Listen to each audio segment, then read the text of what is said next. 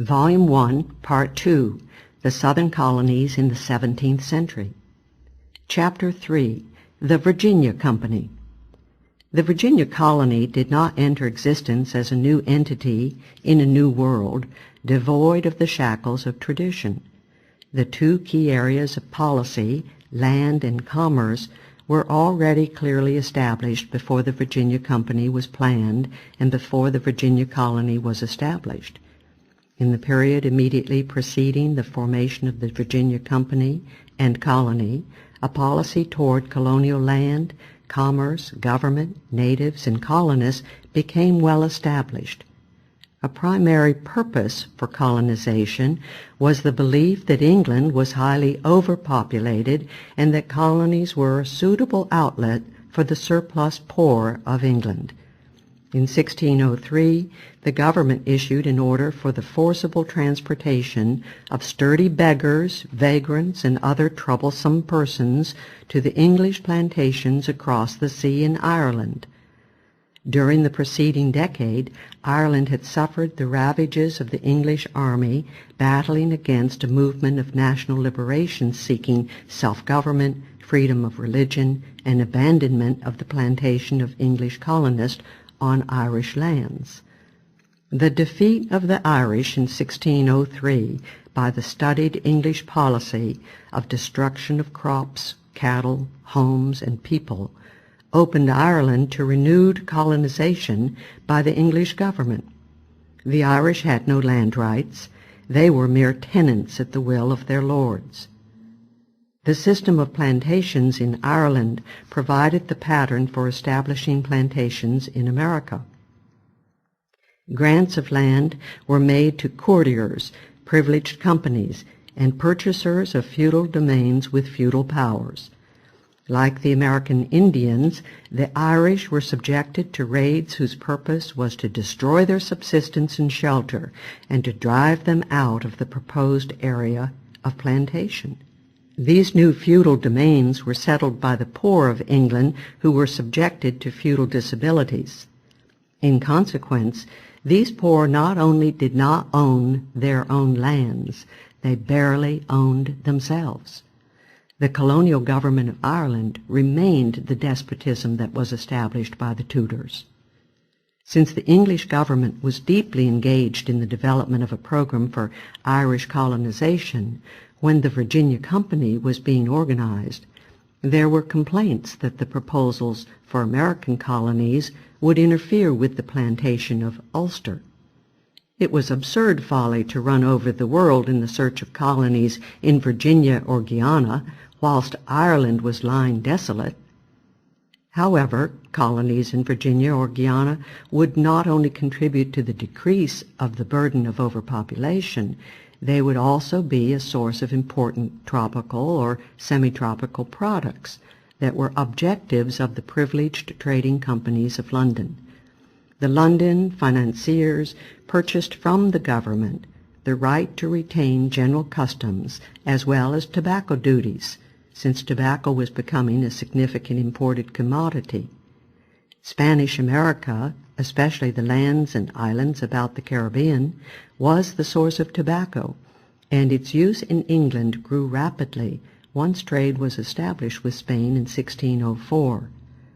However, the use of tobacco was much disliked by James I because it not only was a drain of money from England to Spain, but also was considered poisonous and a sign of intemperance and vice by which Englishmen allowed themselves to be debased by the barbaric practices of the Indians. But the habit became widespread and an important source of tax revenue. In 1604, the English government initiated new increases in the customs duties, making the farming of the duties even more profitable. Tax farming was the sale by government of the right to tax. At the same time, the increases in tariffs made smuggling such a profitable business that it became organized on a professional basis. The smuggling business was a well-organized system of purchase, transportation, delivery, and distribution in which the free trader was not only sailor and merchant, but also policeman, to protect his property from attacks by government officials. Tobacco became one of the most important of the basic items for smuggling. Besides increasing direct taxation, the government, in effect, encouraged smuggling through indirect taxes via sale of monopoly privileges. James I's first Parliament in 1604 established the tone for the future parliaments of the 17th century, opposition to the government. The Parliament of 1604 strongly stated the grievances felt against the government, and among the fiscal reforms demanded by the House of Commons was the abolition of the foreign trading companies having monopolies.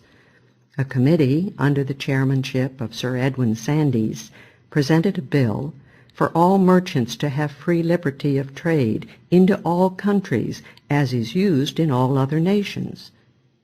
Sandys said, "All free subjects are born inheritable as to their land, as also to the free exercise of their industry in those trades whereto they apply themselves, and whereby they are to live." The Parliament of 1605 continued to state the grievances of the people against the monopolies of London financiers. After the closing of Parliament, the government sought to quiet opposition by co-opting provincial capitalists into the monopoly privileges. However, the desire for the advantages of freedom of trade outweighed the advantages of monopoly privileges, and the attempt to force the investors of the West Country ports, such as Plymouth and Bristol, into the London monopolies proved unsatisfactory. Thus, the colonization activities of the West Country promoters had to be separated from those of the London colonial promoters. This resulted in the creation of 2 Virginia companies and charters, September 1605 and April 1606. In 1606, the Parliament declared void the charters of the monopoly companies trading with Southern Europe, which action freed and opened that trade to all English merchants. In response, the government refused to call Parliament for almost 3 years, hoping to raise money by prerogative power, by increasing the duties on imports and exports without parliamentary consent, and by the creation or extension of monopolies. The Parliament of 1610 protested the imposition of increased taxes and deprivation of civil liberties by the prerogative courts, and refused to vote any taxes. The government continued to gain its income by prerogative power, granting increased privileges in 1612 to such companies as the Virginia Company and the East India Company. Despite the financial manipulations of the government, its debt more than doubled, and it sought to gain taxes by controlling elections to the House of Commons. But a House opposed to the government was elected, and by a unanimous vote it criticized the imposition of taxes by the government. Sir Edwin Sandys said of the monopolies and taxes imposed by the government that what in the past had been done only temporarily and in emergencies was now being claimed by right. The Parliament refused to pass any legislation or approve any taxation until the grievances of the people were redressed by the government. The government dissolved the Parliament, and over a dozen members were punished by the government by imprisonment or house arrest, including Sir Edwin Sandys. Although the government continued to create and enlarge its inspections, regulations, controls, and monopolies, the rationalization of government power was further undermined in 1614 by common law court decisions against monopolies. During the constitutional struggle of the 17th century, the common law was often used against the government's positive laws. An important aspect of the struggle was the provision of Magna Carta, guaranteeing complete freedom of trade as part of the protection of liberty and property. Any interference in economic activity by the government or by any group privileged by the government constituted restraint of trade contrary to the principles of common law. It became evident that there could not be any restraint of trade without government action, and the common law courts refused to enforce the monopolies whenever the government did not interfere with the freedom of the courts. Among the bills failing passage in 1614 was one for a Navigation Act. Following the peace of April 1609 between Spain and the Netherlands, the Dutch were able to compete favorably with English ship owners in the fishing, coastal, and distant trades because of cheaper costs due to more efficient construction. The English government occasionally harassed Dutch shipping at the insistence of English shippers by intermittently enforcing old laws and collecting fines. Although in 1602 the English government had insisted to Denmark that the law of nations alloweth of fishing in the seas everywhere, the increased competitive ability of the Dutch caused the English government to issue a contrasting proclamation in May 1609. This proclamation claimed that the English government had dominance and political authority over those high seas in which England possessed exclusive fishing rights. Therefore the Dutch should withdraw from these seas or pay taxes to the English government. To the Dutch the fishing industry was highly important, and thus the English sought to strike at the basis of Dutch prosperity. After 30 years, the fantasies of the magician Dr. John Dee had become the program of the English government, a program for which Englishmen would be forced to sacrifice their lives.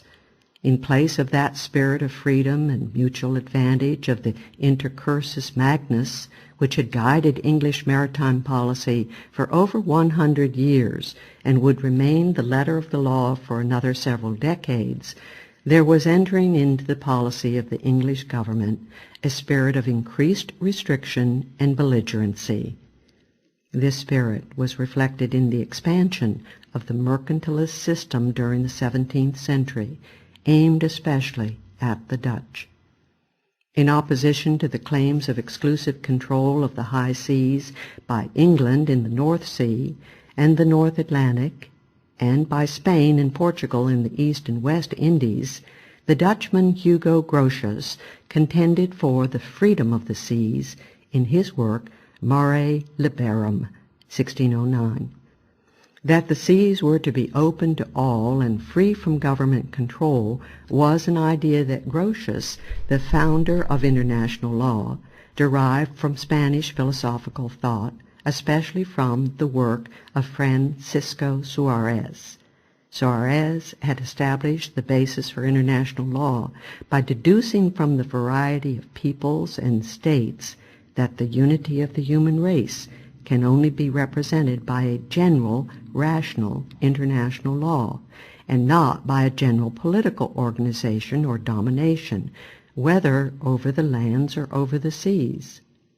In 1613, a Dutch diplomatic delegation, including Hugo Grotius, came to London to negotiate for improved commercial relations, and one of the matters raised was the possibility of greater cooperation between the Dutch and English East India companies, which had traded together in the Indies in amity. There was heavy Dutch investment in England because of the higher interest rates there, and the English East India Company was one of the businesses in which the Dutch had invested heavily. Because of the adoption of a permanent joint stock, similar to that of the more advanced Dutch business organization, and the common concern of defense against Portuguese fleets, there was increased Dutch interest in the English East India Company. A merger of the companies was proposed that would have maintained the autonomy of the English body.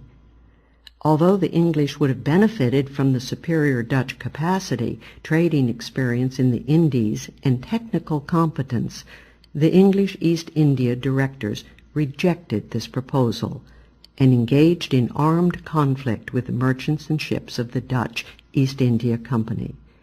Apparently the English preferred the returns of hostile conflict to the profits of peaceful cooperation.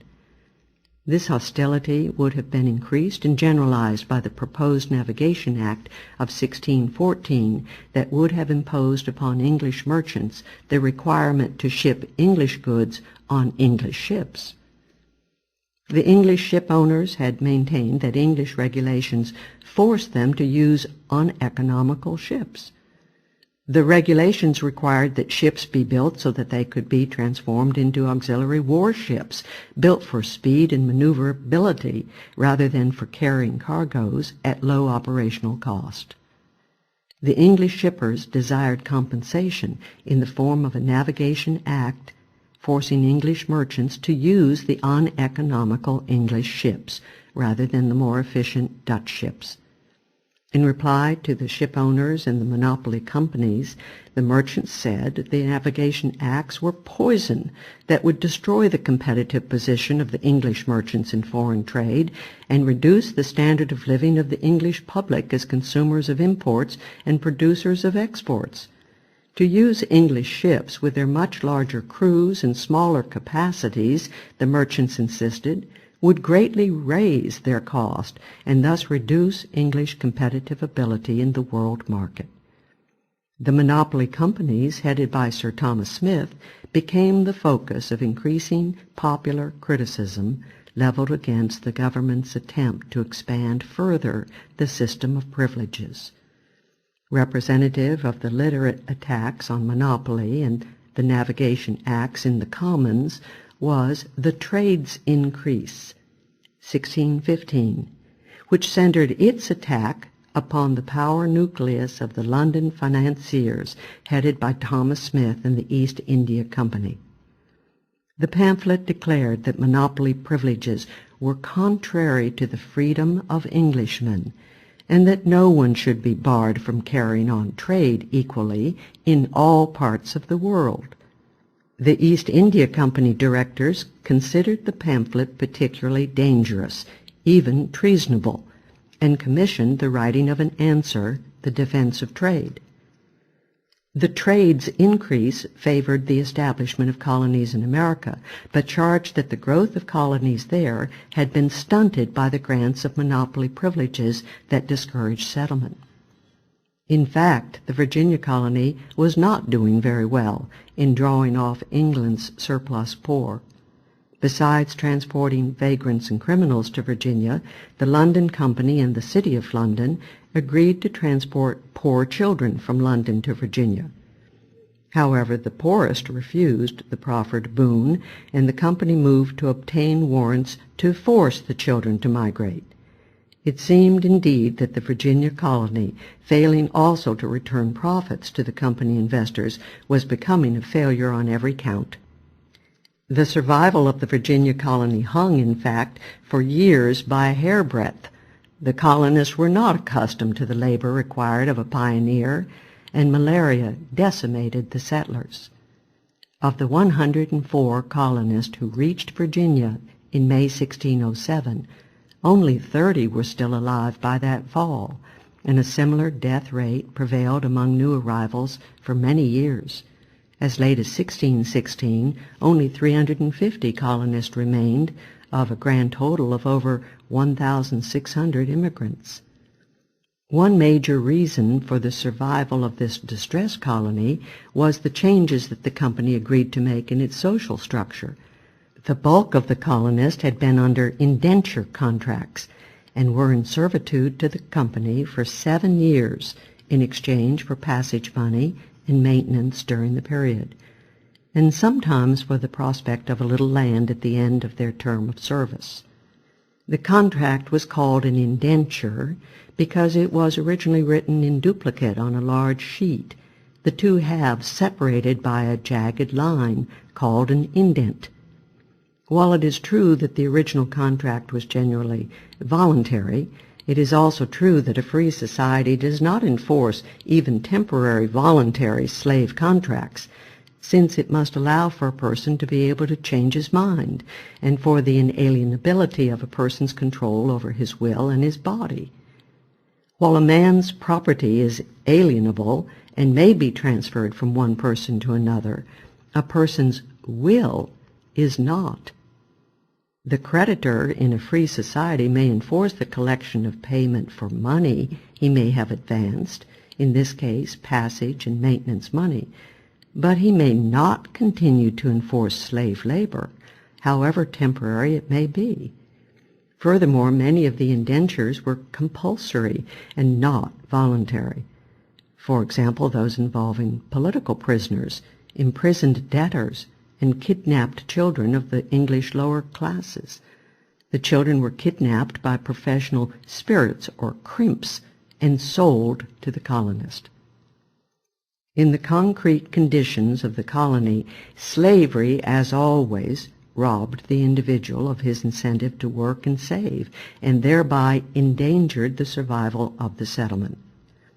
The new charter granted in 1609 by the Crown to the Company, now called the Virginia Company, added to the incentives of the individual colonist by providing that every settler above the age of 10 be given 1 share of stock in the company.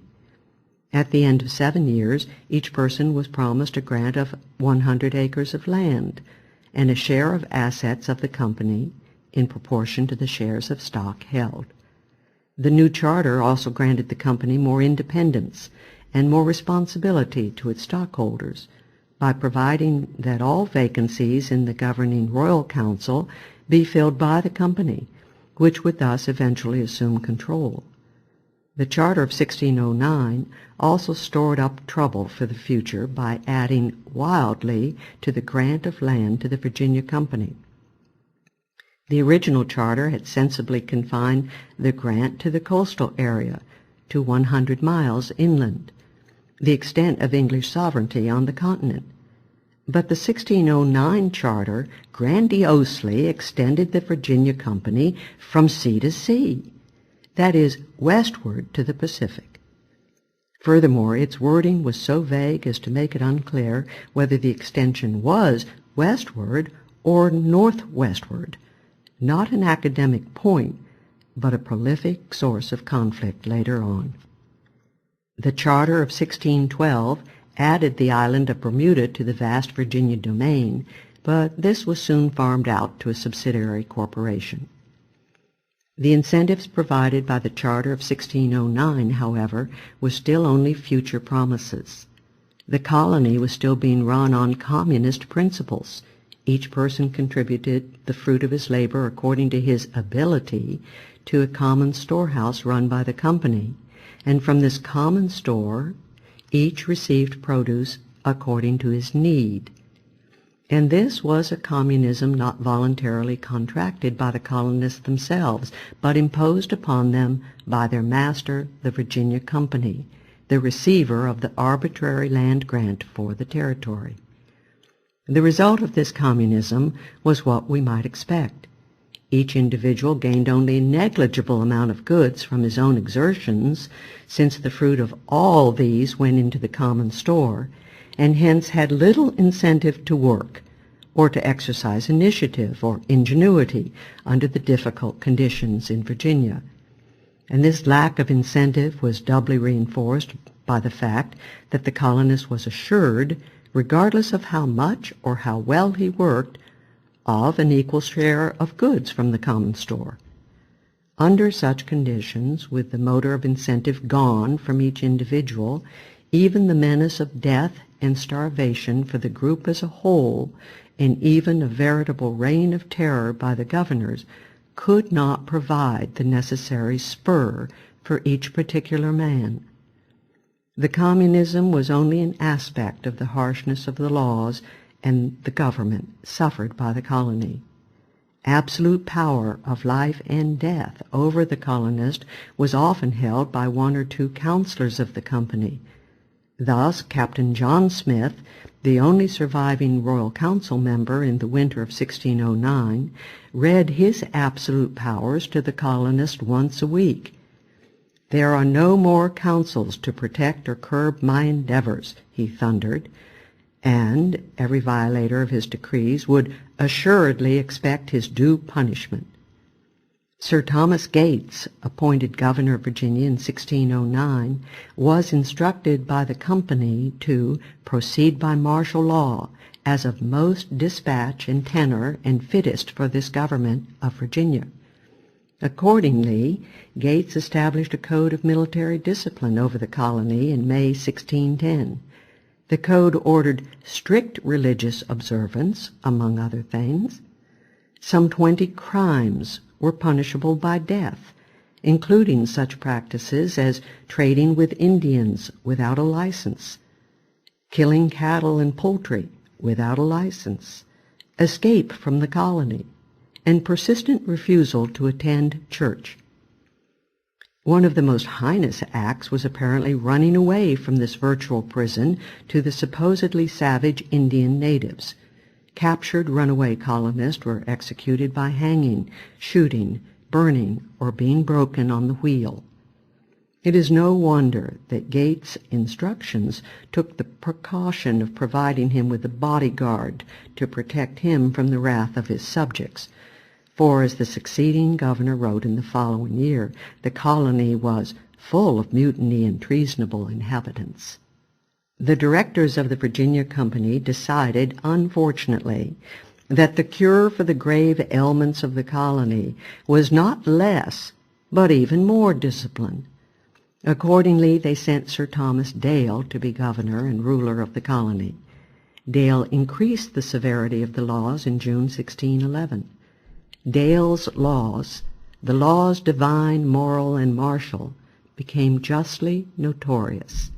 They provided, for example, that every man and woman in the colony be forced to attend divine service, Anglican, twice a day, or be severely punished.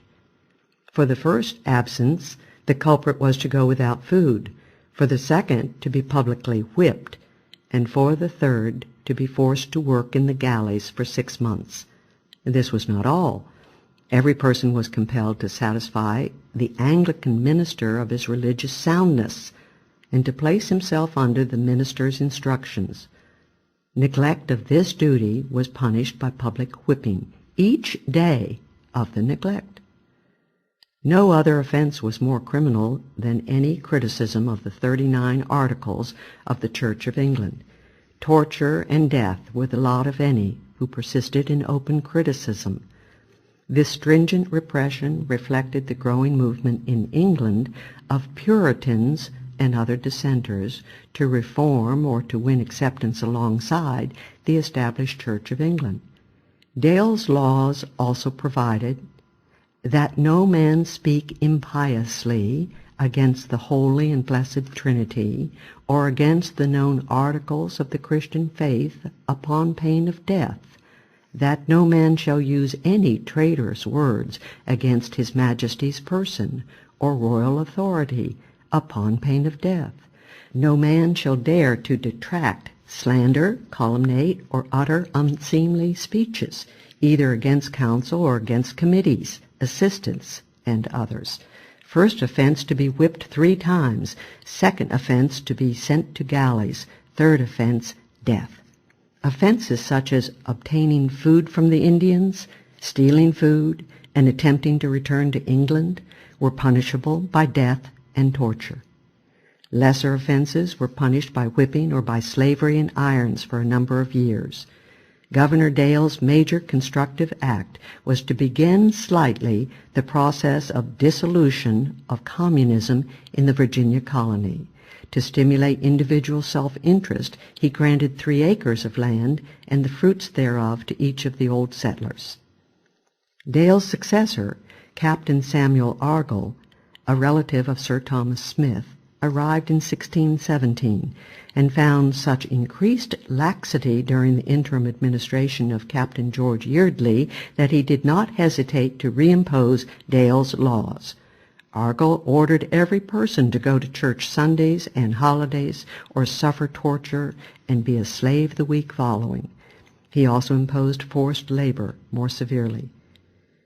Fortunately for the success of the Virginia colony, the Virginia Company came into the hands of the Puritans in London. Sir Thomas Smith was ousted in 1619, and his post as treasurer of the company was assumed by Sir Edwin Sandys, a Puritan leader in the House of Commons who had prepared the draft of the amended charter of 1609.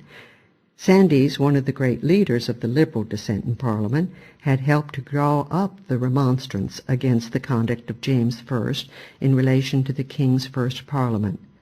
Sir Edwin had urged that all prisoners have benefit of counsel, had advocated freedom of trade and opposed monopolies and feudalism, had favored religious toleration, and generally had espoused the grievances of the people against the Crown.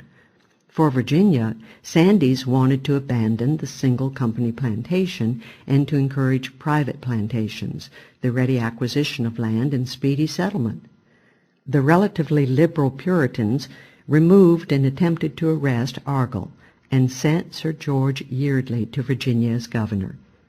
Yeardley at once proceeded to reform the despotic laws of the colony.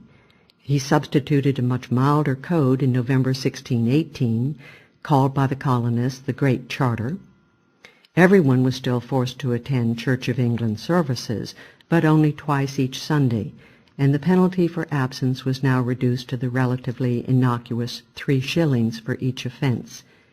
Yeardley also increased to 50 acres the allotment of land to each settler, thereby speeding the dissolution of communism, and also beginning the process of transferring land from the company to the individual settler who had occupied and worked it.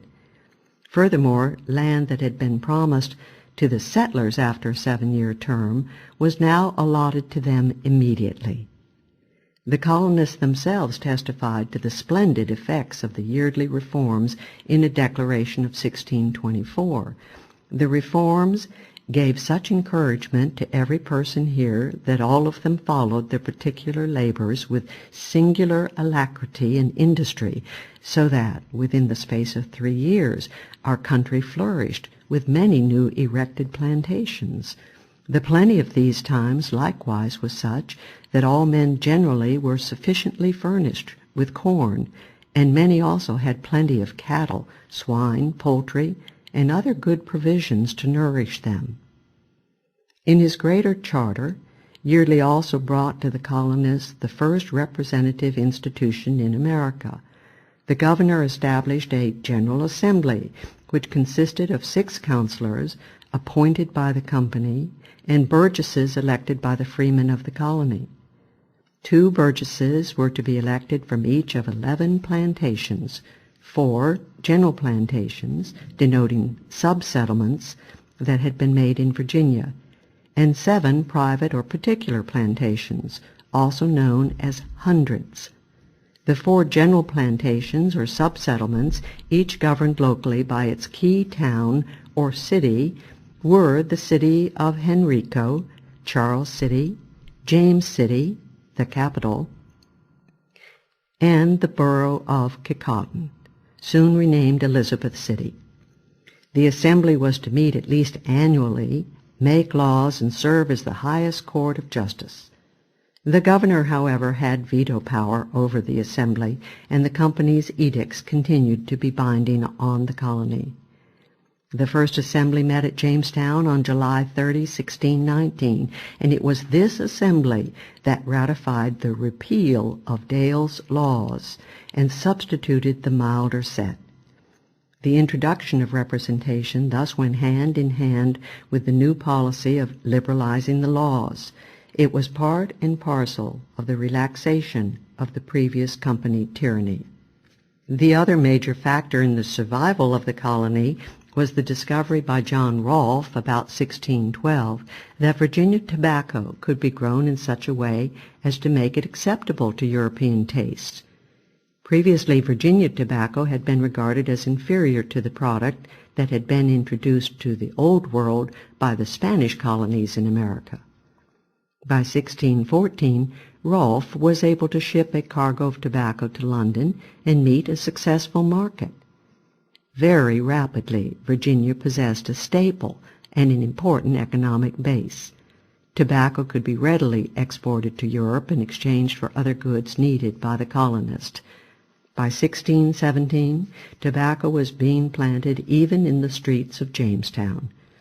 An index to the extremely rapid rate of growth of the tobacco production is the quantity of Virginia tobacco imported by England, 2,500 pounds in 1616, 50,000 pounds in 1618, 119,000 pounds in 1620, and 203,000 pounds in 1624.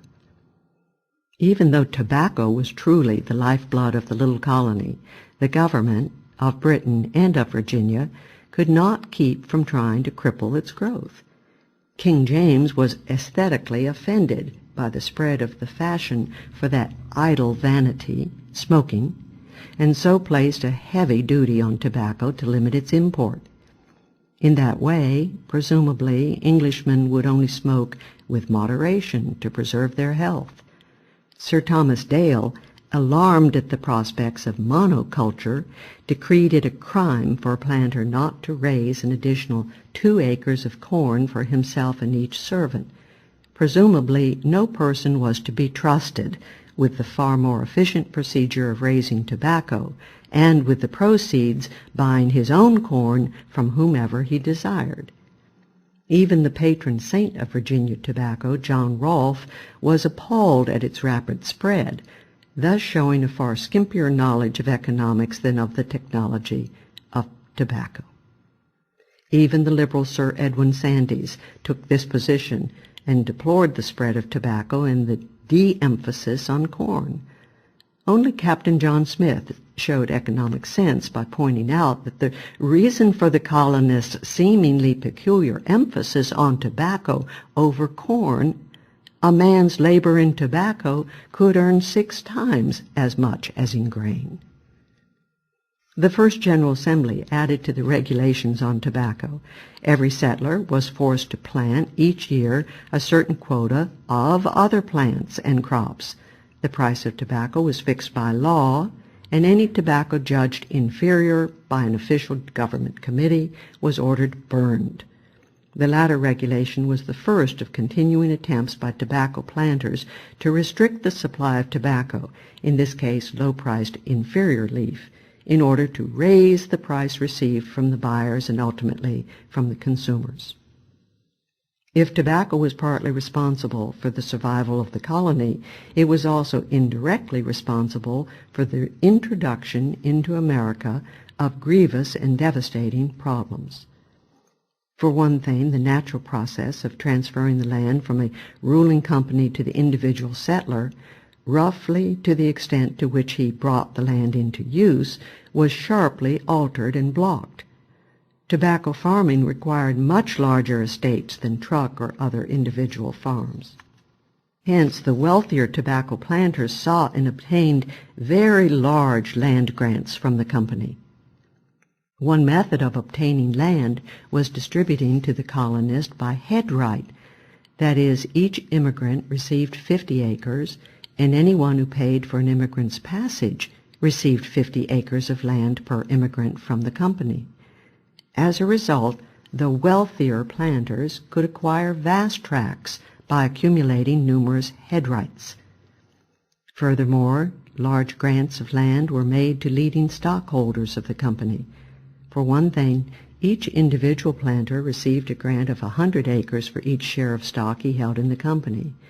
To raise cash for its hard-pressed finances, the company also sold bills of adventure, entitling the holders not to stock, but specifically to 100 acres of Virginia land per bill. Each bill was the same denomination as a company share, 12 pounds 10 shillings.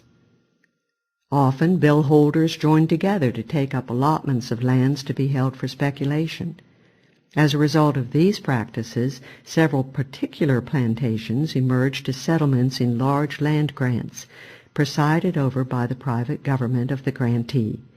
The largest particular plantation was Berkeley's 100, 4,500 acres on the north side of the upper James River, granted as a first dividend to 5 prominent stockholders headed by the Berkeleys, and settled in 1619. Other plantations were Smith's 100, Martin's 100, Bennett's Plantation, and Martin's Brandon.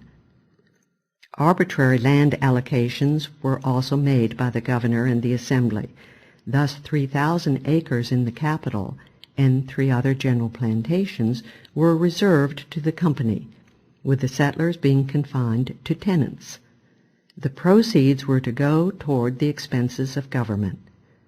Land was also reserved for support of the local officials and ministers, and as a subsidy for local artisans. A substantial grant was given to Governor Yeardley, and 10,000 acres was reserved for a proposed university at Henrico. The crucial point, however, is that the planters would not have been able to cultivate these large tobacco plantations, and therefore would not have been moved to acquire and keep so much land if they had had to rely on free and independent labor. So scarce was such labor in relation to land resources that the hiring of free labor would not have been economically feasible.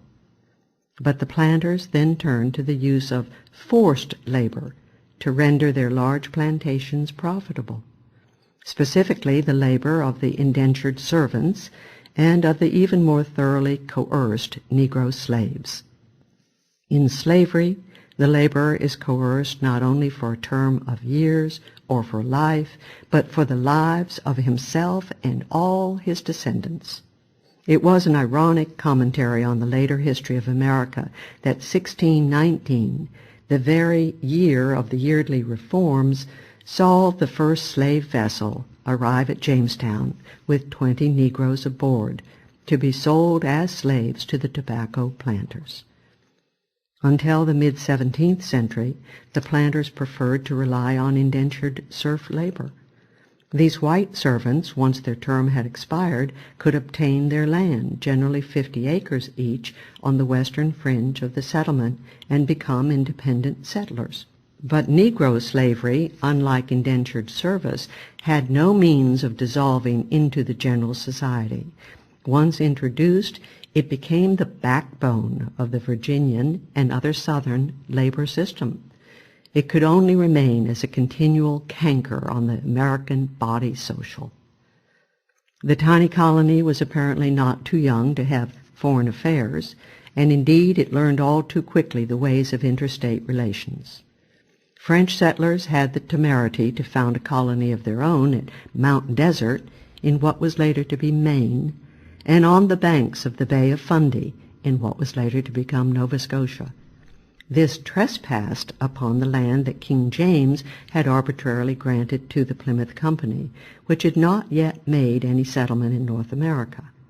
It also trespassed on the greater glory of England, and so southern Virginia did the honors. Captain Samuel Argall, disguising his ship as a fishing vessel, sailed from the colony up to Mount Desert in 1613, eradicated the French settlement, and kidnapped 15 French settlers, including 2 Jesuit priests. Hauled to Virginia, the prisoners were badly treated.